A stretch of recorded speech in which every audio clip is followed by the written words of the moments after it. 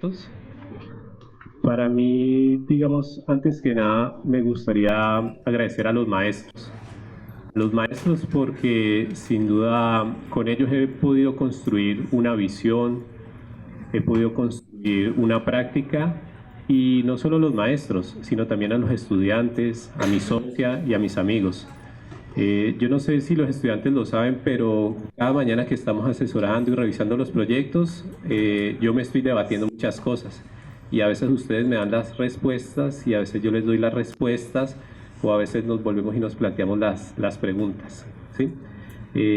Dentro de esa suma de cosas que digamos que cada uno va aportando, hay algo que me gustan de las charlas y es que en las charlas uno tiene que detenerse un momento en la inercia de la arquitectura en la que uno se encuentra todo el tiempo y hay que mirar hacia atrás. Y cuando uno mira hacia atrás ve que el camino aparecen nuevas cosas que a veces parecían olvidadas o perdidas y empieza a tener un nuevo significado en el cual uno empieza a conectar de más. Y empezando por ese volver a mirar hacia atrás, pues yo miro hacia atrás y veo la Universidad del Valle, el campus verde, con todo lo que uno empieza a sentir del trópico. Y también yo en una ciudad de Palmira, que es mucho más tranquila que Cali, y entiendo también un estilo de vida un poco más lenta, vida un poco más tranquila, en la cual, digamos, me gusta estar. Y afortunadamente mi padre desde pequeño siempre me llevó, los paseos de él siempre eran naturales, el río, la montaña. Entonces empiezo a mirar hacia atrás y ese devolverme, empiezo a no solo descubrir, sino redescubrir cosas que estaban en el camino. La charla la llamo Huellas Geográficas, doble sentido, ya que es un volver hacia atrás, no solo en las ideas geográficas que pueden estar en esta noción, sino que es en ir rastreando las huellas de las ideas que voy descubriendo. Aquí. Ya. Ahí. Fíjate que está pegado.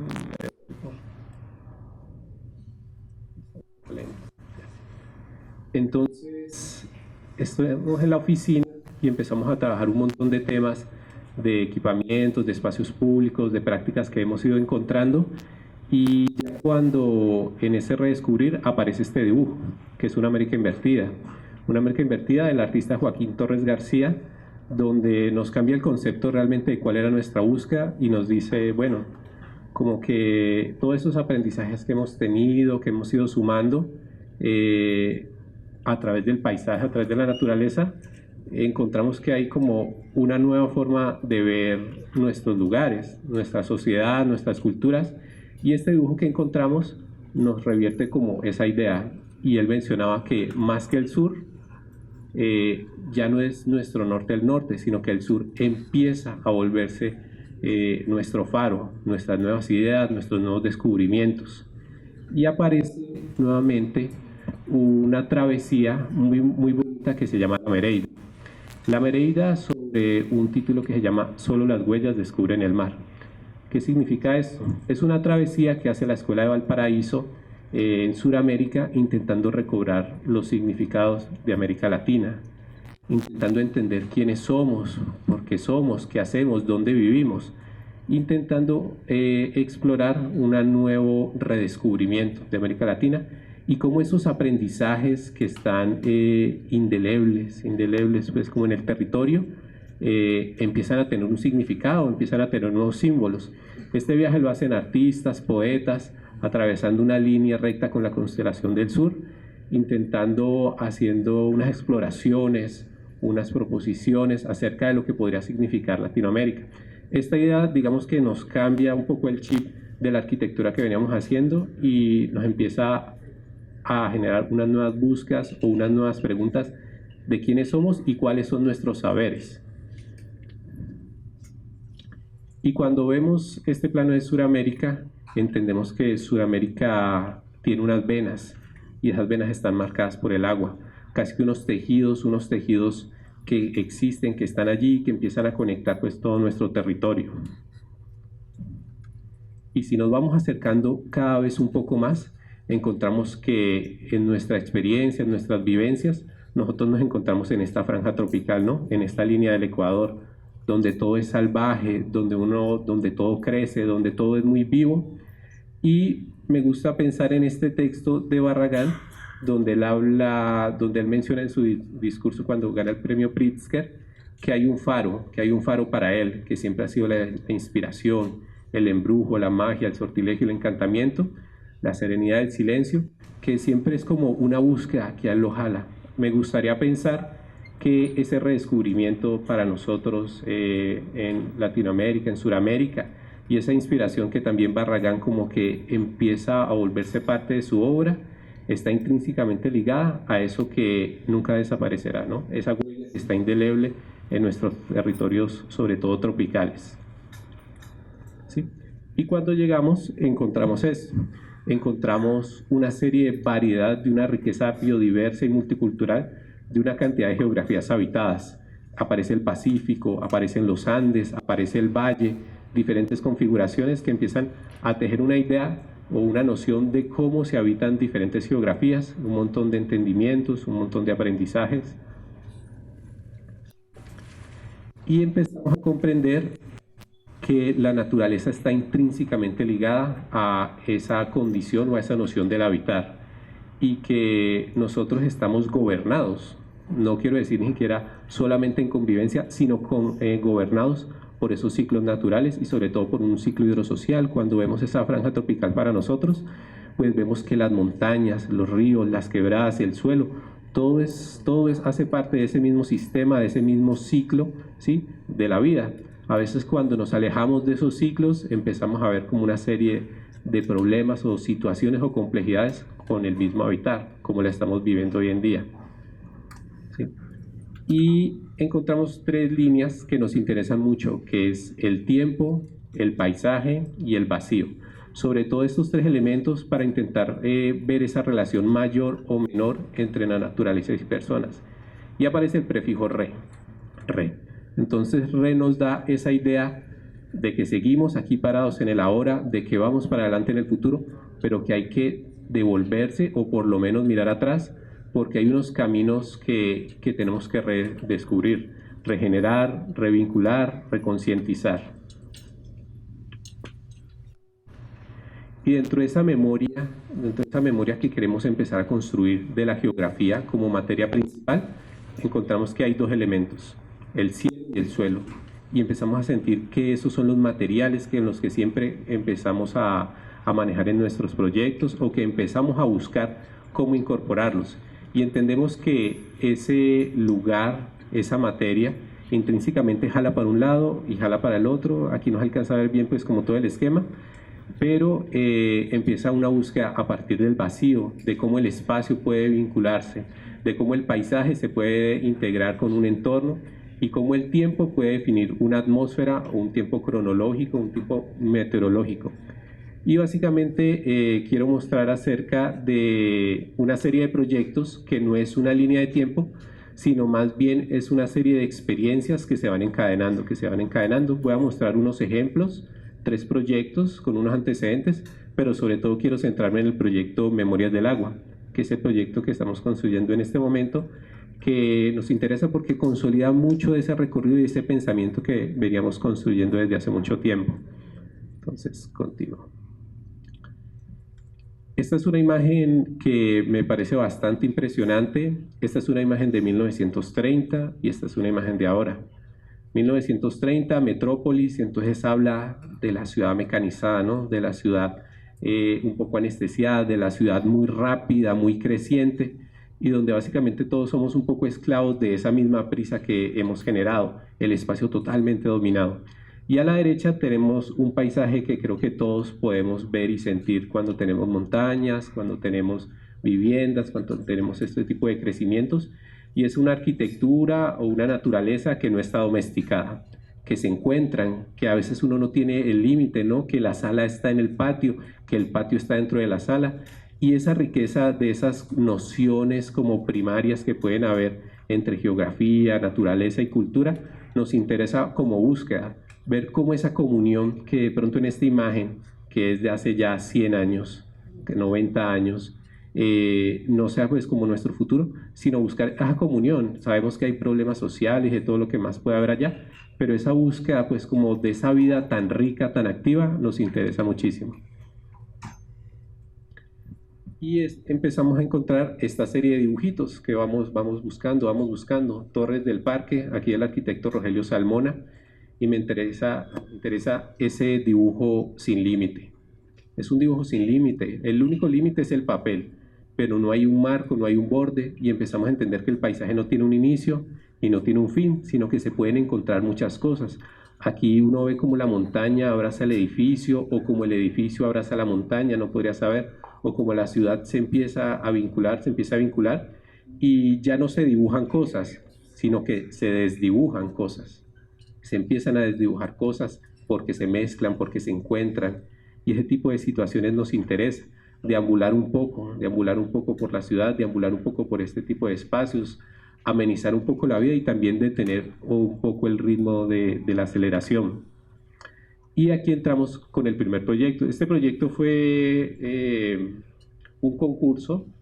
Vale mencionar que los que voy a presentar son concursos de arquitectura, como decía Pacho. El 99% se pierden, el 1% se gana, pero todos son aprendizajes. Todos son aprendizajes. Y empiezo con este porque fue un punto que cambió como la forma como queríamos ver la arquitectura o como queríamos ver la vida. Aparece un concurso que se llama Prototipos Deportivos para Colombia. Entonces era algo que no nos cabía en nuestra mente, cómo un prototipo iba a ser para todo Colombia, para todos los climas, para todas las estaciones, y no estábamos de acuerdo en ese tipo de concurso. Pero sí nos interesaba mucho era poner una postura en que no estábamos de acuerdo y que no participando no íbamos a hacer nada. Entonces decidimos participar y entender de otra manera cómo un proyecto podía ser más que nada contextual, no desde lo prototípico de una pieza, sino más bien desde la vivencia de un lugar. Y aquí empezamos con una idea que era cómo perder tiempo en un lugar para ir ganando espacios. Dentro de esos dibujos empiezan a aparecer este tipo de imágenes, donde pensamos, bueno, o es una pieza o es algo que empieza a habitar, y la idea de paseo, de algo que más bien reconoce, que se abre, que se estimula, o que está más abierto a la deriva de las cosas que puedan pasar en cualquier territorio, nos seduce, porque creemos que podemos integrar un proyecto que se ve más con los pies que con los ojos, algo que se puede reconocer desde el territorio, desde diferentes formas. Entonces nos preguntamos, bueno, ¿y cómo dibujamos algo tan indeterminado y tan ambiguo que pueda estar en múltiples partes de Colombia, donde la idea principal sea recorrerlo más como un principio de relacionarnos con diferentes entornos, más que solo ir a resolver una cubierta? Y aparece este dibujo. No teníamos proyecto, no teníamos nada, pero apareció un dibujo que nos abrió pues como la luz.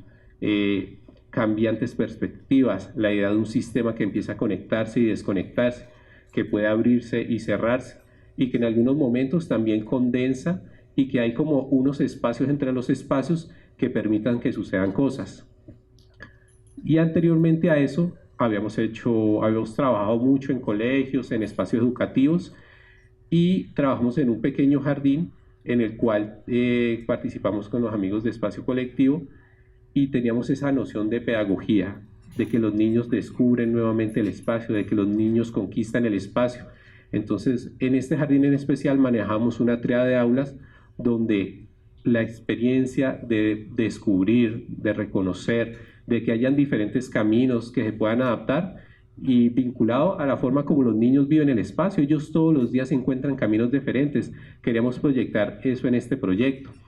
Y en paralelo, sentíamos que podíamos traer esa idea de cómo la exploración podía ser parte de un principio para un proyecto que nos permitiera ser mucho más contextual. Entonces esa idea de borde, esa idea de recorrido, esa idea de apertura nos permitía pues como romper esa dureza de pronto del prototipo, y más bien un proyecto que se permitiera andar y adaptarse a diferentes situaciones. Y cuando hablábamos de eso, entonces venía más la noción de un parque que la de un edificio. Un proyecto que podía concentrarse, podría separarse o podría empezar a esparcirse, ¿sí? Aumentando ese contacto con el entorno, de diferentes maneras. No sabíamos cuál iba a ser el lugar, era un proyecto sin lugar y con todos los lugares al mismo tiempo. Entonces empiezan a aparecer como esta serie de dibujos, siempre intentando ver cómo ese recorrido que salía o entraba, pues como que nos permitía mantener esa ambigüedad en el sitio. Y una frase muy bonita de Palasma que habla acerca de que los parques nos permiten estar simultáneamente rodeados por la ciudad y fuera de ella al mismo tiempo. Básicamente son como metáforas de la ausencia de la ciudad y nos parece algo muy bonito, como que el parque o el proyecto de prototipos iba a ser un silencio donde estuviera ubicado. Empiezan a aparecer como esa idea de recorridos y sobre todo de contemplar, de estar como conscientemente en un lugar, y esa idea de las arquitecturas que sean cosas muy tranquilas, casi que unas líneas muy estables en el paisaje, pero que básicamente el proyecto nunca tiene volumen, siempre tiene simplemente una línea visual. Sigo por acá, con estas imágenes. Y pasamos a un proyecto, una escuela rural, que participamos en el año 2022, en el cual nuevamente llega la idea de prototipos. Prototipos para escuelas rurales, sobre todo en una zona cercana a Bogotá, que es una zona de páramo, y empezamos a entender como esas mismas aprendizajes que ya teníamos, en ver cómo podíamos vincularnos a un territorio, un ecosistema, unas condiciones de frío, unas condiciones de ruralidad, y leíamos que el paisaje que se encontraba allí iba a ser el primer profesor para los estudiantes. Dentro de esos dibujos, dentro de esos momentos nos encontramos con estos acontecimientos. Unos valles interandinos súper amplios, solo llegan carreteras, pero uno puede ver como esa apertura visual tan extensa del paisaje, y encontramos cierto tipo de arquitecturas que ya estaban vinculando al sitio, que funcionaban con la menor cantidad de elementos posibles, ni les sobraba ni le faltaba, pero como que permitían adaptarse a una misma topografía con una suavidad, y que cuando uno lo veía desde el cielo era como la misma capa de la topografía, pero cuando tú entrabas al interior encontrabas que era puro cielo, era pura luz. Entonces esa idea de invernadero hecha con palitos, con elementos muy sencillos, esa atracción nos permitía como entender un poco la esencia de lo que queríamos buscar, y esa idea de sistema que configuraba un todo pero aún así podía adaptarse a múltiples variables, las continuamos para empezar a experimentar. Probábamos elementos con papel, diferentes situaciones, diferentes conformaciones, siempre desde la misma pieza ir trabajando como esa idea de repetición, pero no para simplificar, sino antes para que desde algo muy sencillo pudiera tener una gran variedad de situaciones. ¿Sí? Entonces el proyecto lo pensábamos como un pliegue que venía desde la misma topografía y se extendía, ¿no? Capturaba como ese paisaje lejano que se iba formando, y básicamente eran unas pequeñas líneas que no intervenían pues como en el lugar, que no generaban mucha presencia, y desde un sistema muy sencillo de una pieza única que se iba repitiendo y se iba adaptando. Antes de eso, cuando estábamos estudiando, presentamos este proyecto para el concurso al acero. Aparece una escuela en Buenaventura. Buenaventura es un lugar que llueve tremendamente todo el tiempo, que tiene una topografía supremamente accidentada, y encontramos también este tipo de arquitecturas elevadas que mostraban el tiempo, mostraban las temporalidades, que básicamente nuevamente se construían con palitos, que era una línea de grandes aleros, y como el mar subía y bajaba, pues como que iba mostrando un paisaje diferente todo el tiempo, un paisaje que se transformaba. Y allá aparecía esto, ¿no? Un elemento que se repetía y se repetía, y básicamente servía para conformar un espacio entre los espacios, entre la topografía, donde los corredores se volvían espacios protegidos de la lluvia, donde la línea de la cubierta era solo una línea, era una sombrilla.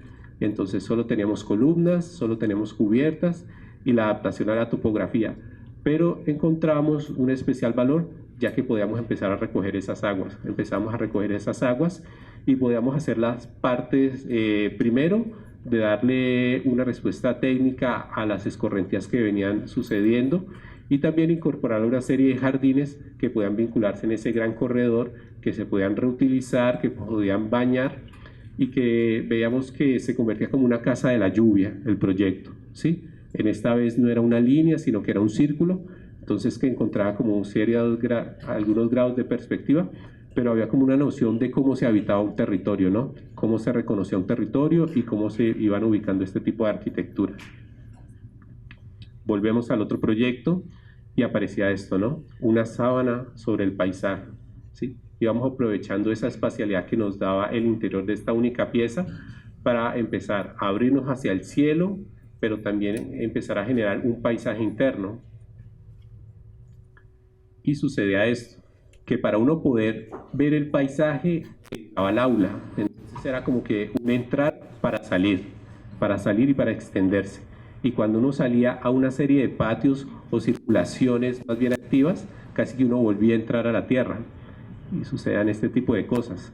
Entonces veníamos entrelazando la naturaleza, veníamos como con unos sistemas, con unas densidades que digamos el sitio nos permitía estar hasta este punto, pero que podíamos empezar a vincular, ¿sí? A vincular la agricultura, a vincular el sol, a vincular la luz, a capturar ese sol, ese clima, ¿sí? Vincularlo al interior de este paisaje y desde esa idea de vivero escuela, de esa idea de comunidad escuela, pues vincular un proyecto que pudiera ya empezarnos a extender esa noción del paisaje mismo sobre el lugar. Generamos un ecosistema educativo, que era lo que queríamos pensar, donde se unía tanto los saberes de la pedagogía como los saberes de la agricultura, y otra vez ir desdibujando un poco ese límite, pues, donde se encontraban las cosas. Aquí entendíamos que el proyecto, sobre todo en el tema del contacto con los alrededores, tenía que ser una bienvenida. Entonces, yo creo que cada vez intentamos desdibujar, hacer más blandos los bordes, sobre todo no para generar accesos, sino para generar bienvenidas hacia los proyectos, para empezar a conectarnos, para empezar a articularnos. Entonces, básicamente, ese principio de comunidad en la escuela, ese principio de vecindad, era algo que se empezaba a repetir, y sobre todo esa idea de cómo integrar al paisaje, de cómo el paisaje podía ser parte del proyecto, podía ser el mismo proyecto.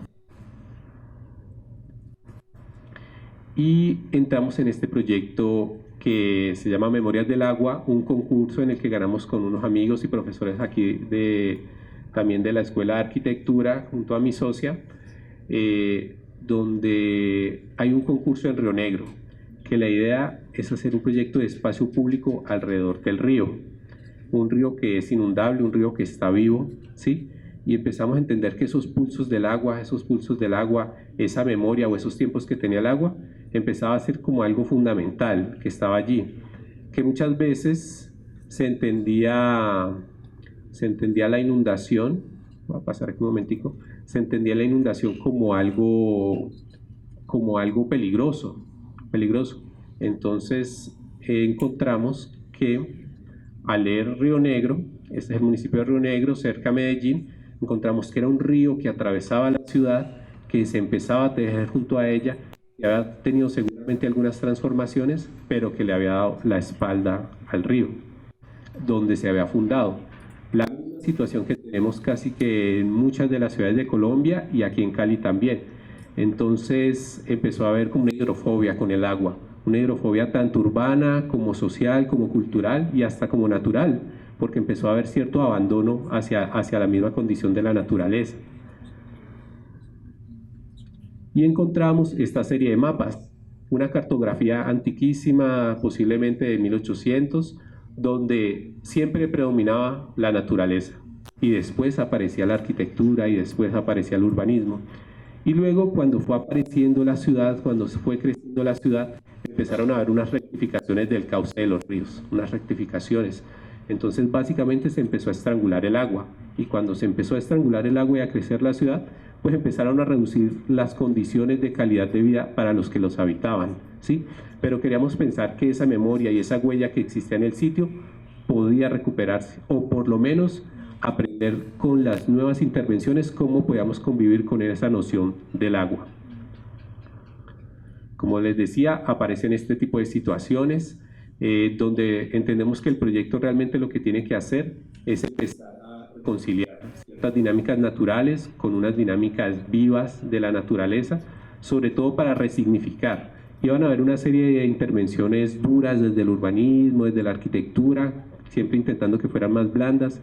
Iban a haber una serie de intervenciones ecológicas, restaurativas, regenerativas, pero sobre todo queríamos era resignificar nuevamente el agua, que la urbanidad, que la naturaleza fueran una parte integral del río y se pudiera sentir así.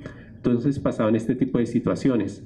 Básicamente el río, apretado por dos vías, cuando estallaba la mancha de inundación, se salía, cubría las viviendas, era algo que no íbamos a poder cambiar, pero sí era algo que podíamos empezar a buscar un diálogo, ¿sí? A buscar un diálogo desde la naturaleza con el espacio público. En todo el análisis que hicimos en el concurso, que revisamos toda la información, toda la normativa, toda la parte ecológica, llegó un punto en que nos paralizamos de tanto análisis. No sabíamos qué hacer, no teníamos ni idea con la vastedad de información con la que nos estábamos nutriendo en ese momento y decidimos pausar y un amigo nos recomienda que pasemos a otra técnica, pasamos a la acuarela y empezamos a dibujar, salieron unos dibujos muy bonitos como intentando sintetizar muchas cosas y aparece este dibujo que nos parece revelador y es que empezamos a entender que el río no es el río solamente, no solo es esa línea que aparecía allí, no solo era ese límite, por decir solo límite, sino que el río era la ciudad, las calles eran parte del río, la topografía era parte del río, esas manchas eran parte también de la lluvia que crecía. Entonces ya no solo era el río, era una cuenca, era una ciudad formada desde un territorio de cuenca. Y asimismo la cultura, la ecología, todos los demás elementos dejaban de ver el río como un límite y veían el río como un lugar de encuentro, como un espacio donde podía amalgamar una serie de operaciones, actuaciones o experiencias para poder habitar. Y el papel se empezó a arrugar, y entendíamos cómo la misma agua iba esculpiendo el territorio y definía una forma del territorio. Este es un pequeño texto de Jean-Marc Besset que se llama La invención de la tierra y empieza a hablar acerca de la memoria geográfica y la fantasía geográfica. Entonces, como la naturaleza tiene su propio lenguaje, tiene su propia historia.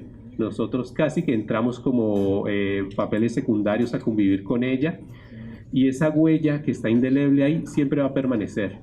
Listo, rectificaron el río, ¿qué va a pasar? Explota la mancha de inundación.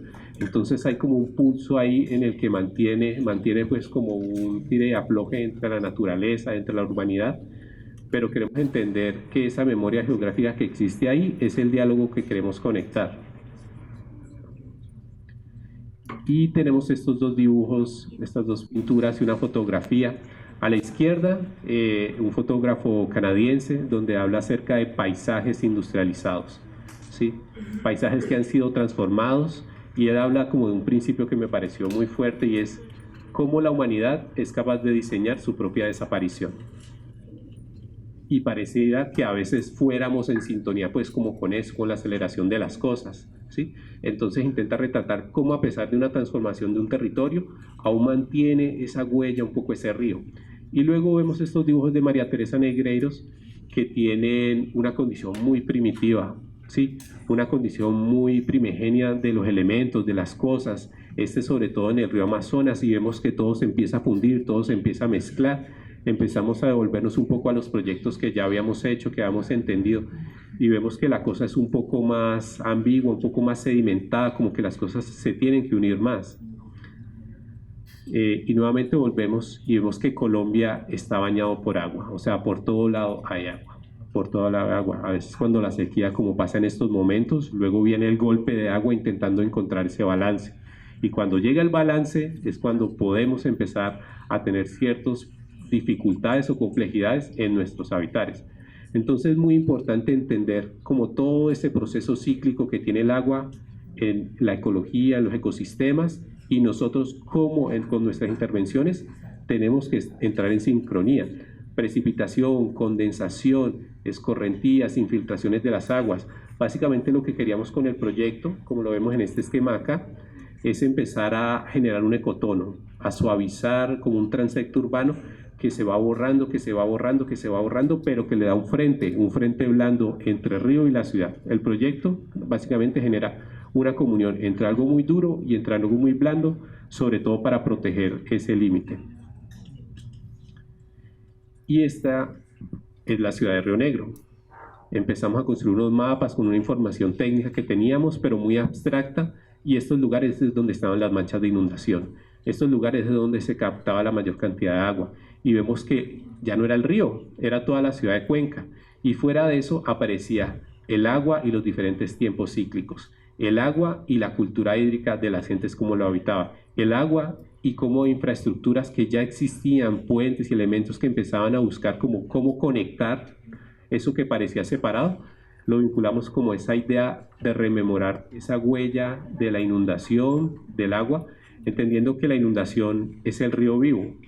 Eso significa que el río está vivo, la inundación. Claro, aquellos que siempre han vivido en la sequía le temen al raudal, a lo que puede venir. Entonces esa comunión intentamos volver a ella. Y antesito de esto, tuve la oportunidad de trabajar en Medellín junto al arquitecto Edgar Mazo, junto a la alcaldía, y trabajamos en unos planes integrales y en unos parques en corregimientos rurales. Y hacíamos estos dibujitos, donde aparecía una cosa más mineral, una cosa que se empezaba a mezclar con la vivienda que ya existía, unos caminos que también, digamos, ya estaban marcados por las mismas personas y que buscaban entrelazar como ciertas cosas. Entonces leíamos un territorio articulado por el agua. La imagen de allá casi no se ve, pero era intentar entender cómo las montañas y el agua eran un mismo sistema, un sistema de articulación. Y cómo reciclamos una serie de infraestructuras, algunos parques mineros que existían, que nos permitíamos soñar que la naturaleza y la vegetación empezara nuevamente a regenerar esos suelos y a recuperar como esas condiciones de habitabilidad y ecología. Cómo podían aparecer parques, podían aparecer equipamientos, pero sobre todo como con esa condición geográfica de la naturaleza que se permitía tomar como el dominio sobre todo el espacio público, pero el espacio público podía aprovechar y satisfacerse de esas mismas condiciones. Y como el sentido de comunidad, ¿no? Como el sentido de comunidad alrededor de la agricultura, del campo, de la naturaleza, del paisaje, pues podíamos empezar a buscar un punto medio entre la vivienda, entre las personas, entre la cultura, entre la productividad y entre los ecosistemas. Entonces, esos aprendizajes nos llevaron a plantear 3 líneas muy fuertes para el proyecto Memorias del Agua, Río Parque Anfibio. 1. Integrar los territorios de la cuenca. Eso era lo primero que había que hacer para reconciliar el ecosistema natural y los hábitats urbanos. 2. Consolidar un sistema de parques inundables que nos permitieran tejer nuevamente la ciudad desde el espacio público. Y 3. Que el agua era un articulador social. Ese valor de hidrofobia que se había creado, queríamos revertirlo. Queríamos que hubiera una hidrofilia nuevamente, generar espacios para la vida, escenarios para la identidad y espacios para la cohesión social. Y aquí ya aparece el proyecto. Entonces el proyecto empieza a amarrar, empieza a conectar. Los mapas ya no están bordeados, sino que empiezan a haber una serie de elementos que articulan, que conectan, siempre desde las estructuras naturales, diferentes vocaciones, porque el río tiene diferentes contactos con la ciudad. A veces está el centro histórico, a veces está la vivienda, a veces están como las grandes urbanizaciones, pero entendíamos como ese gran sistema de parques inundables o ese gran sistema de territorios de cuenca como una sola cosa. Y veíamos cómo podíamos empezar a abrazar, ¿no? Empezar a abrazar. Nuestro objeto de estudio era sin duda pues el eje de la ribera del río, pero cómo el urbanismo, cómo la naturaleza empezaban a conectarse y esos corredores se volvían escorrentías que empezaban a infiltrar desde los parques, casi que se empezaba a infiltrar desde arriba, no solamente en el río. Entonces se recogían esas aguas y se empezaban a revincular, siempre entendiendo esa idea de la inundación, esa idea de la conectividad ecológica, esa idea de las vocaciones, de las diferentes identidades que tiene el río. Y empezamos a consolidar una serie de actuaciones u operaciones en el espacio público entendiendo que en algunos momentos generábamos unos corredores muy sólidos que le daban una presencia o que nos permitían acercarnos al río. Pero en otros momentos empezamos a ablandar la cosa, empezamos a suavizar la cosa. Incluso en otros puntos se elevaba el proyecto, se elevaban los senderos, se elevaban los paseos y el agua podía permitirse pasar. Esto pensándolo siempre desde la idea de que el proyecto podía permitir este tipo de cosas. Cuando empezamos a recorrer el sitio y muchas de las visitas que hacíamos, no todo el mundo se acercaba al río, pero había unos habitantes que sí se acercaban y eran los pescadores. Y ellos buscaban estos puntos, ¿no? Ellos buscaban estos puntos y nos parecía muy bonito ver cómo empezamos a articular esos recorridos de cierta manera, muy puntuales, sin acercarnos mucho, para empezar a volver a referenciar el agua, volver a referenciar pues como todos esos elementos naturales. Y entendíamos el río también en lo transversal, ¿no? Entonces, cómo esos sistemas de infiltración, esos ecotonos, si iba a aparecer un espacio público, cómo permitía incorporarse a unos sistemas de infiltración. Aparecían unos SUDs, aparecían unos puntos mucho más blandos, casi que la ciudad se iba desdibujando a medida que iba llegando al río y solo se puntualizaba en una serie de plazas o parquecitos pues como más puntuales, donde se volvía a revelar esa presencia del río. Este dibujo o esta imagen que hicimos me interesa mucho porque empezaba a pasar eso, ¿no? El espacio público, las personas, la inundación, la naturaleza, como que podían empezar a convivir. Eran cosas que íbamos a ver probando, que íbamos a ver si sucedían, pero empezamos a como desdibujar el proyecto sobre el mismo sitio. ¿Sí? Y aparece el agua como un articulador social. Tenemos que reactivar, entonces generamos escenarios para presenciar el agua. Empezamos a reprogramar con una serie de arquitecturas muy lineales, muy alámbricas, como que ni le falte ni le sobre mucho, pero como que se puedan desdibujar nuevamente, que se puedan desvanecer sobre el lugar y que igual integren, convoquen y puedan tener otro tipo de actividades. Aparecen una serie de pabellones ambientales, una serie de miradores, incluso los puentes podemos buscarlos como elementos activadores, incluso el comercio, un comercio como más consciente, vinculado pues con el sitio, que pueda congregar y dinamizar un poco nuevamente la idea del río. Ubicaciones muy precisas, muy puntuales. Entonces empieza a aparecer esto, ¿no?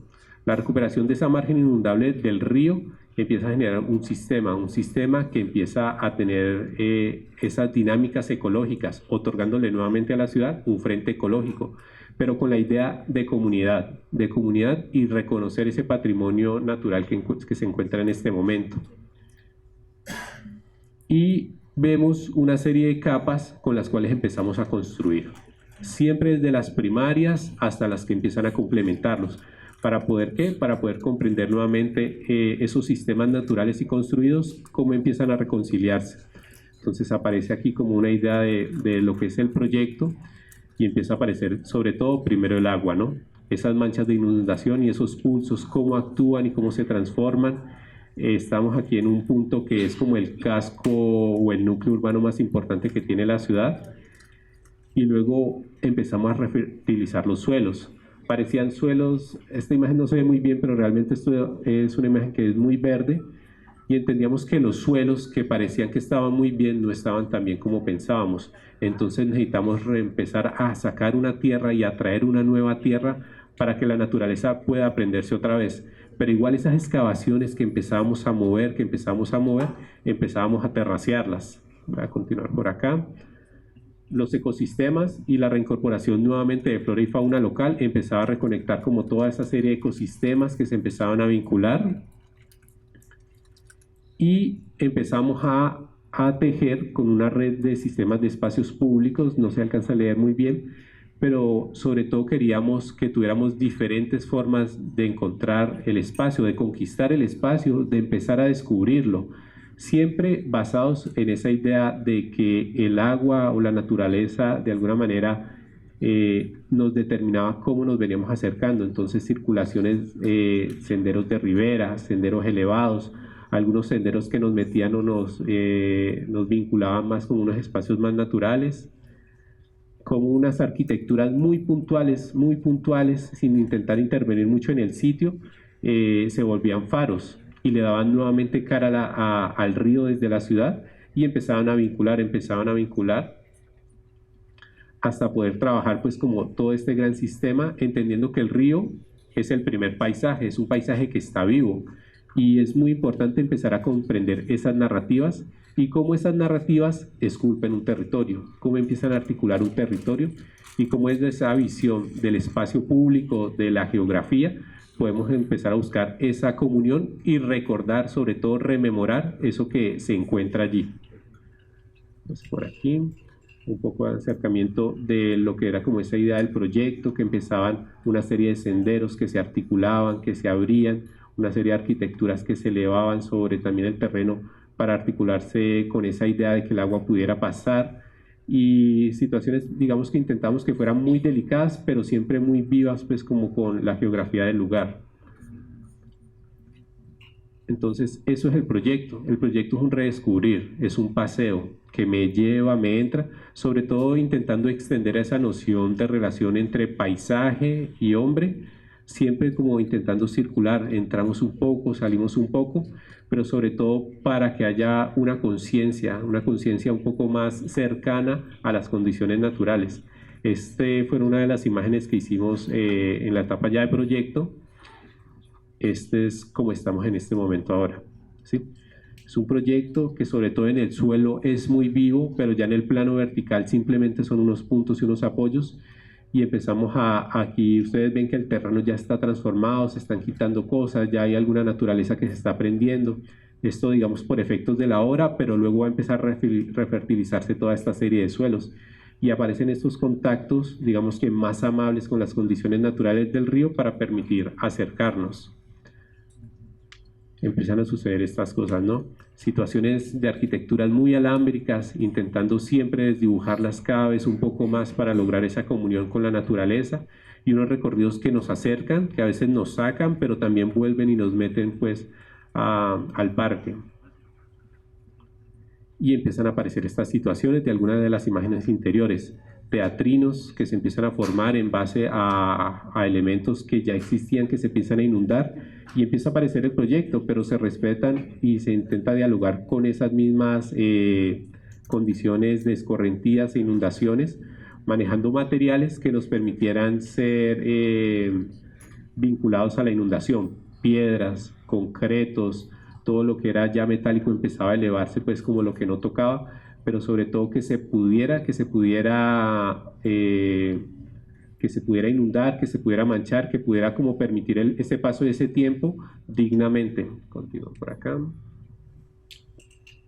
Y aparecen estas visuales que parecían desconocidas en algún momento. Entonces vuelves y entras al río, vuelves y sales del río, unas líneas en el horizonte de esas arquitecturas muy disimuladas.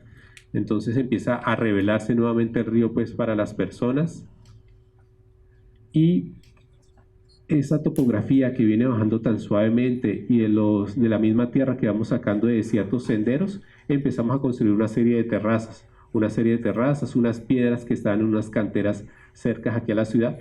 Empezamos a construir como esa noción de deambular, de andar, de desacelerar un poquito más la marcha para poder estar un poco más consciente en el lugar. Entonces vemos que los muros se pueden volver bancas, que los muros se empiezan a volver terrazas, que se vuelven espacios mucho más activos y mucho más suaves, pues como con las mismas condiciones de la topografía. Y aparecen los pabellones, ¿sí? Nuevamente decía, como esas líneas muy delicadas en el horizonte que buscan intervenir lo menos posible. De pronto el mirador es el que logra más asomarse, pero igual intentando mantener pues como esa delicadeza con el mismo sitio, con el mismo entorno. Y aparecen en algunos momentos que conectamos los puentes y el puente se vuelve un elemento activo para reconocer el río, se vuelve parte de un equipamiento de espacio público, y esos senderos que se sumergen y se meten en algunos lugares que son hasta atajos, no son espacios que te lleven de un lugar A o B en determinada velocidad, sino que es todo lo contrario, como que te permiten introducirte y perderte y poder encontrar otros caminos que no creíamos que pudieran existir. poco que la imagen de viéndonos cómo nos conectábamos como fuertemente con ese centro histórico que estaba allá arriba, rematando lo que era importante para nosotros, que era el río. Y ese era el proyecto grande, grande, grande de paisajes del agua. Pero nos gustaría entender más bien como cosas pequeñas que podían pasar. Esta era otra zona del proyecto de Memorias del Agua, que era donde se encontraban estas viviendas, había una barrera que no permitía que la inundación pasara. Entonces, fuera de que estaba el problema de la inundación, las personas, otra barrera más les aparecía al frente y el río se convirtió en la parte de atrás de las casas. Inseguridad, contaminación, abandono, pues todo lo que podría pasar. Entonces, en esa escalita nuevamente que aparecía como esa oportunidad de reencontrarnos con el proyecto, aparece el parque, pero no como con la idea de parque, sino como la idea de sala. Entonces, esas fachadas que eran la parte de atrás, cuando empiezan a aparecer esta serie de intervenciones que vuelven a conectar al río, permiten que la sala, ¿sí? Que esa bienvenida que podía generar el parque, se extendiera nuevamente al río y las personas pudieran estar en contacto con el agua. Con cosas tan sencillas como elevar 70 centímetros un pequeño muelle, un pequeño pabelloncito, para que la gente pudiera nuevamente encontrar y revincularse con ese sentido del río. Digamos que dentro de esa búsqueda de geografía y memoria, estamos buscando un camino, creo que tenemos una búsqueda que estamos intentando encontrar, pero sobre todo comprender esas narrativas, ¿sí? Un diálogo entre tiempo, un diálogo entre cultura, un diálogo entre naturaleza, y esperamos o quisiéramos creer desde ese punto de vista que cuando llega la arquitectura lo que llega es un acto de bondad, es un acto de amabilidad, un acto que permita como encontrarse cosas que a veces parecen separadas. Muchas gracias.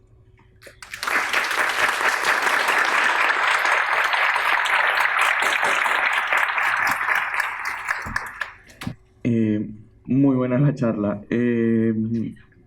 Mi pregunta va direccionada en cuanto a una palabra al inicio que me llamó mucho la atención y es que nos estamos convirtiendo en una sociedad hidrofóbica. Si vemos cómo, por ejemplo, se articula Cali, una ciudad que tiene 7 ríos, que tiene una importancia hidrográfica y una calidad de agua muy importante, se pierde y se vuelve el único que se puede usar, Pance.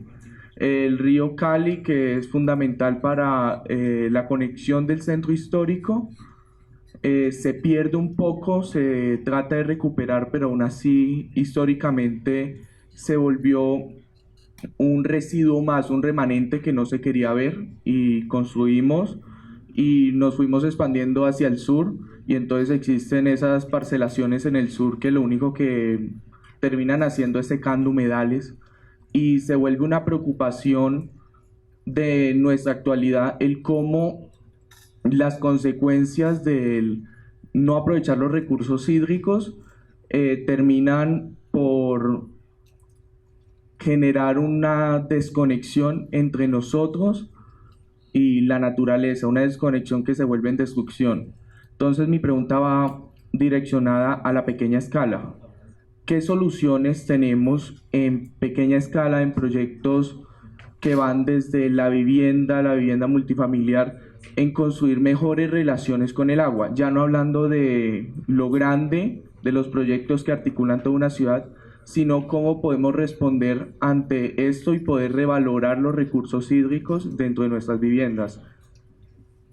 Pues digamos que la primera parte que hablas acerca de xerofobia, de esa relación pues como con el agua, sobre todo tiene que ver como con un tema de balance, un tema de equilibrio, ¿no?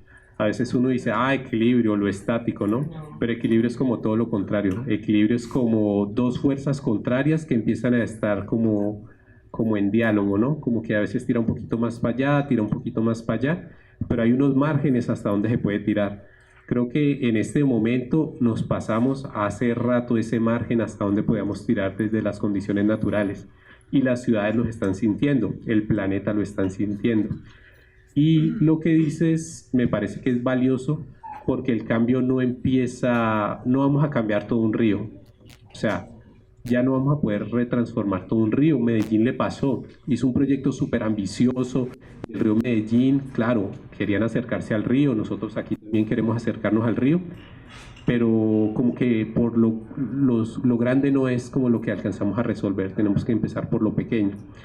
Entonces, ya voy a tu pregunta, como que el río no se empieza a limpiar por el río se empieza a limpiar por arriba, desde donde cae la primera gota de lluvia, llega a la casa, de la casa se recoge, o de pronto desde donde se toma el agua desde las partes altas, llega a la vivienda, esa vivienda empieza a generar una serie de, digamos, de aguas grises, aguas negras, que a dónde se depositan o hacia dónde van o qué tipo de tratamientos empiezan a conllevar.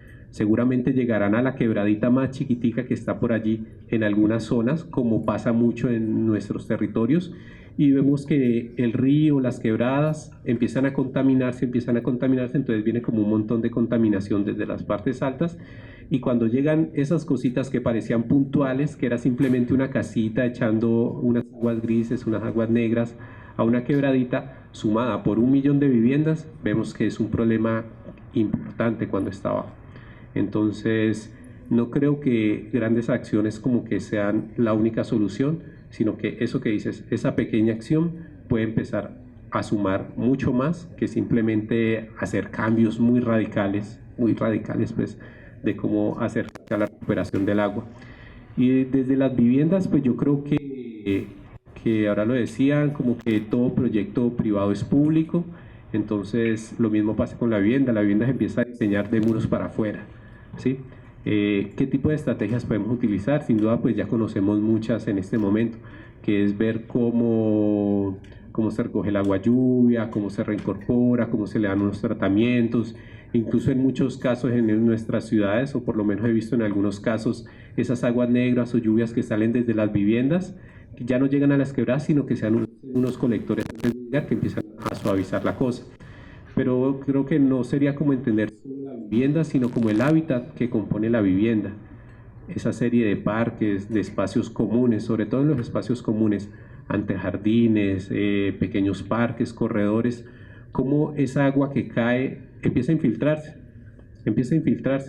se depura por la misma tierra, ¿sí? Deja de recoger como toda la contaminación o todo lo que puede llevar, sino que se infiltra en el mismo sitio. Y en caso de que necesite conducirse, digamos que en esos sistemas de hábitat de vivienda, ver cómo pueden ser suelos o superficies que sean más permeables, más del mismo sitio, ¿sí? Desde la vivienda, operaciones más puntuales, pues como las que ya conocemos, de cómo utilizar las aguas lluvias, cómo las aguas de servidumbre pueden darse unos tratamientos como específicos, pero también no es como la casita, sino como el sistema de hábitat de casitas. Por eso en esa imagen que mostraba la favela, claro, vamos empezando casita por casita, pero sobre todo es como ese entorno, ese ecosistema urbano ambiental que empieza a infiltrarse desde la parte alta de la montaña, ver cómo lo vamos limpiando con espacios muy puntuales y cómo van sumando, y así como resta, como en la limpieza, vamos sumando pues también en esa limpieza con pequeños puntos, pequeñas acciones. Una pregunta. En el proyecto Memorias del Agua, las inundaciones se logran, o sea, se utilizan las inundaciones como parques, como espacios públicos, pero ¿cómo puede ser el acercamiento cuando tenemos un río tan cercano a una vivienda, a edificios, que no puede permitir este tipo de cosas, este tipo de herramientas que se usan en el proyecto? Bueno, digamos que el proyecto, como lo decía, busca resignificar. Primero, hay cosas que ya sabemos que no alcanzamos a cambiar, que era, por ejemplo, volver a darle esa situación meándrica que tenía el río. Eso nunca lo podríamos tocar. Entonces, digamos que todas las operaciones ecosistémicas que se estaban trabajando, espacios públicos, era como ese valor, concientizar, que decía, tal vez no podamos en este momento volver a reencauzar el río como era antes. Y tal vez algunas construcciones que ya existen, pues como que no podemos transformarlas pues por una serie de condiciones políticas y administrativas que puedan existir, pero sí podemos, a partir de esa defensa pasiva que hace el proyecto, empezar a tener un valor pedagógico para la misma ciudad. Casi que entender hasta el mismo promotor inmobiliario como que, qué buen negocio es yo tener un parque al frente, qué buen negocio, incluso para mi vivienda, es yo tener un parque que me permita convivir con ese paisaje pues como tan reconocido que existe en el sitio. Nos gustaría creer que, digamos que estas primeras líneas del proyecto de espacios públicos, de senderos elevados y todo lo demás, pues tenga una repercusión seguramente en nuevos crecimientos que van a aparecer en la ciudad, como para empezar a ablandar ese borde, ¿sí? Que van a haber proyectos de vivienda, que van a haber proyectos de equipamientos, sí, pero que empiecen a generar ese diálogo, y eso es lo que buscamos con el proyecto, reeducar, resignificar nuevamente esa comprensión pues como hidrofílica con el agua, para que las intervenciones posteriores puedan nuevamente o busquen pues busquen dialogar y poder coincidir nuevamente con esos ciclos naturales. Juan Manuel, una pregunta que creo que es importante dada el impacto y la extensión de este tipo de proyectos que no solo atienden problemáticas de la ciudad, sino que aportan soluciones. El caso del espacio público, ¿no?, que es fundamental. ¿Cómo es el proceso de gestión de este tipo de proyectos? En tu caso, ¿cómo es que has logrado poder llegar a llevar a cabo estos proyectos que, desde la perspectiva de que no son clientes normales? Bueno, imagino que no es un cliente particular, o incluso si es el gobierno, implica ciertas condiciones poder, digamos, poner en sintonía la idea, gestionarla, poner también en valor todos los actores, ¿no?, que van a estar involucrados, que socialmente luego también implican en ocasiones resistencias que solamente se pueden solventar mostrando las partes positivas del proyecto, pero sobre todo para que después la gente lo haga suyo, ¿no? Listo. Voy a empezar como desde lo pequeño, luego voy a intentar irme como para lo más grande. Algo bonito que tuvo este proyecto es que tuvo mucha acogida y mucha participación por parte de la comunidad. Esto fue, no sé si lo alcancé a mencionar, fue un concurso público que se abrió, en el cual participaron pues gente de toda Colombia, que afortunadamente pudimos resultar ganadores, y fue un proyecto extremadamente social, yo diría, o sea, de principio a fin, antes, durante y seguramente después van a seguir como ese tipo de acciones. Durante el proceso se convocaron mucha serie de grupos, no solo los residentes, sino visitantes o grupos académicos, culturales, que lo que buscábamos era ayudarles a entender también las nociones del río y que ellos nos dieran a nosotros también como esa relación que ellos habían perdido, pero que tenían como en la memoria, como recordando. Entonces, desde la administración se creó un plan muy importante que se llama Paisajes del Agua. Nosotros el proyecto lo llamamos Memorias del Agua, y Paisajes del Agua afortunadamente tenía una visión más de proceso que de proyecto. Nosotros teníamos un proyecto, pero ellos tenían un proceso. Entonces, cuando nosotros veíamos ese pedacito del río que era como muy meándrico, que ahí ubicamos el proyecto, ellos veían era todo un territorio que se conectaba. Ellos están ubicados en un lugar que se llama el Valle de San Nicolás, que así como aquí en Cali seguramente vas a ver que estamos conectados por el río Cauca, ellos se conectaban con todo un río, con una serie de municipios, con una serie de servicios, con una serie de ecosistemas, y trazaron un plan visión. Entonces nosotros llegamos y nos pusimos sobre ese plan y no lo llevamos solo al tema de espacio público, sino lo llevamos más bien como por el tema de resignificar, que creo que eso fue lo valioso de nuestra parte. Y claro, cuando ellos tenían esa gran visión de territorio y luego cuando ellos también tenían esa parte social muy activa, y nuestro proyecto ni era solo lo ecológico, ni solo era la infraestructura, sino que era como ese rememorar o esa resignificación, como que logró una muy buena comunión. La gestión de esos proyectos, eso es de valientes, no sé, eso es de valientes, eso hacer un proyecto, eso es hacer una carrera de arquitectura otra vez, se van a encontrar uno con todas las situaciones posibles.